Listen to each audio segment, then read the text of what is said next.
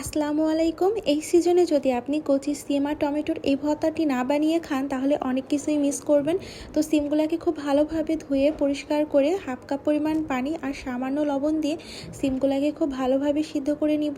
তো এখানে সিমগুলো আমার সিদ্ধ হয়ে গিয়েছে। অন্য একটি পাত্রে আমি কতগুলি টমেটো ফালি করে কেটে সামান্য লবণ, হলুদ আর ঝালের গুঁড়া দিয়ে মাখিয়ে একটি পাত্রে আমি টমেটোগুলোকে খুব ভালোভাবে পোড়া পোড়া করে ভেজে নিব। এক পাশ হয়ে গেলে অন্য পাশও আমি সেম প্রসেসিং টমেটোগুলোকে ভেজে নিব। আর এই পর্যায়ে টমেটো দিয়ে একটা খুবই সুন্দর ফ্লেভার আসছিল। অন্য একটি পাত্রে কতগুলো শুকনো মরিচ আমি খুব ভালোভাবে ভেজে নিলাম। এখন শুকনো মরিচে লবণ দিয়ে খুব ভালোভাবে চটকিয়ে মেখে নিব।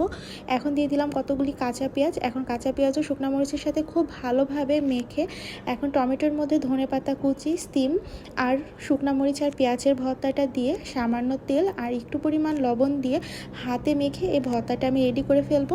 আর হাতে মাখা এই ভর্তাটা খেতে গরম ভাতের সাথে যে কী পরিমাণ ভালো লাগে এটা না খেলে আসলে বোঝা যাবে না। আজকের ভিডিওটা এ পর্যন্তই। আল্লাহ হাফেজ।